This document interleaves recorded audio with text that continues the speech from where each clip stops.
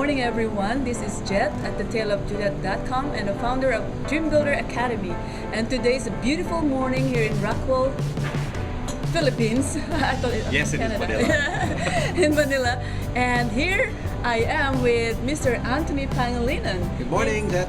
Good morning, good morning. And he's also my mentor and he's a well sought after leader in the Philippines. Is that correct, Anthony? It's not what I say, Jhet. Yeah, okay. It'll be tough to admit that, but thank you for acknowledging that. Yeah, maybe we have a global viewers here. Can you introduce yourself to them? Well, my name is Anthony. I can't call myself a mentor to Jhet. It should be the other way around, but I think we are mutual mentors. And I'm in the field of consulting and training and communications in Manila. And also, I like to really acknowledge you. You just got back from Beijing and you just graduated. Can you share us? Well, it's an additional degree that I took, an executive MBA in two universities. One is in Beijing, in China, called Tsinghua. I believe there's a lot we should learn from China. And the other one is in France, INSEAD University. So it's called Tianba. So it's a double degree from East and West universities. Tsinghua, INSEAD, EMBA, Tianba. So Wow. it's done. It's done. Wow, I've been stretched. congratulations. Yeah, clap, clap, clap. So my question to you really is, I always admire you. I hope Thank you know that. Thank you. You have how many children? I've got 5. 5 children and myriads of companies. 5. And how did you manage to do this? Like the it's an MBA. MBA. How did you manage to do this? What's your secrets? I think looking life as one whole indivisible whole, Mahatma Gandhi, life is an indivisible whole. It's a very important principle, which means you don't segregate, you don't separate what you do professionally to what you do relationally, relationships, and what you do personally. The same principles apply in whatever area of life, and that simplifies things. That really helps you manage things with less stress and more integrity. So can you repeat that? So you're saying that you have to put them together? See life as a whole. Yeah, seems like So the principles that you practice at home should be the same with what you practice at work. So you're not living a divided life. The principles that you practice at work, for example, with partners and stakeholders, should be the same principles that you apply with friendships and relationships. So the less principles in life, the clearer the foundation, the easier it will be for you to manage, no matter how many engagements you get into. Wow, did you guys get that? The less hope so. the less principles in life, the more you can manage everything else. For example, one principle that I live by is in scripture, actually, Psalm 78, verse 72, which I lived with for the last 30 years. David shepherded the people of Israel with an upright heart and a skillful hand. So the greatest king of Israel, he shepherded, that's how he led, as a shepherd would towards the sheep, with 2 things, an upright heart Upright heart and a skillful hand. and a skillful hand. So when you've got issues at home or in the workplace, it's either an issue of heart, motivation, intention, right?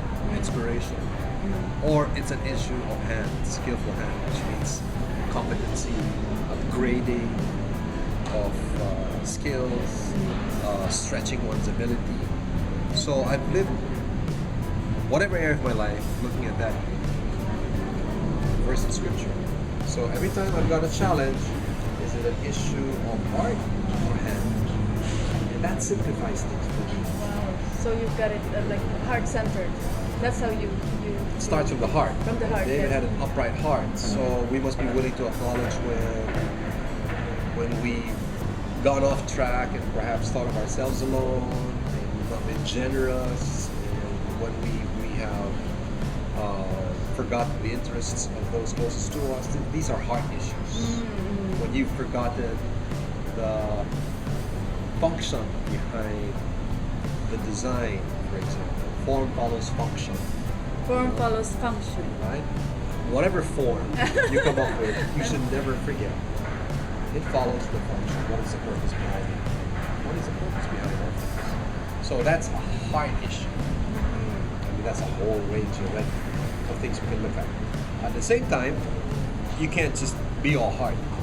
As we look at our children, as we look at our employees, as we look at our partners, we're going to see competencies at all times. Is there a need to upgrade the skill?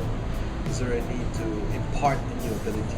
Perhaps there's a need to engage new people in the organization because we have new gaps in performance that we haven't seen before, and only new talent can bring them in. So again, it's a heart issue or a hand issue. This is just one example of a principle that I've tried to apply in every area of my life, and that simplifies life for me. So it's a heart issue and A hand issue. So okay. So where do you see yourself like 3 years from now? 3 years from now. Yeah. Can you say?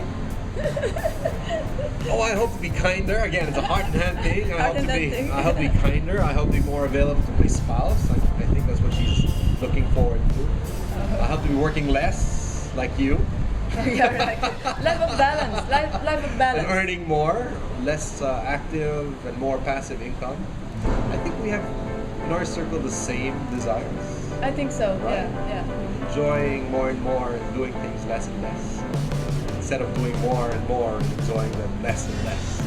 So it's a principle, again, I think it's a Chinese principle that says that in matters of wisdom,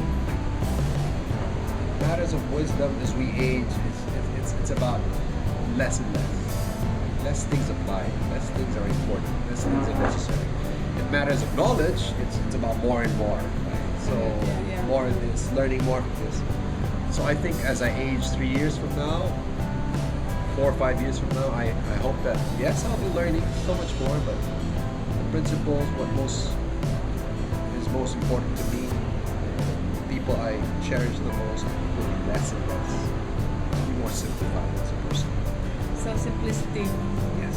I think we all desire that. So last question. How would you define success?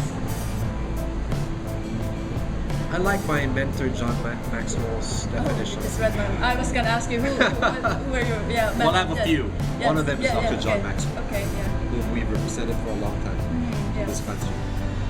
He says that success to him is knowing your purpose, pursuing that, pursuing your purpose. Yeah. It's reaching your maximum potential and sowing seeds that benefit others. So any day of your life can be a success if today I live according to my purpose. If today I'm doing what I can to maximize my potential.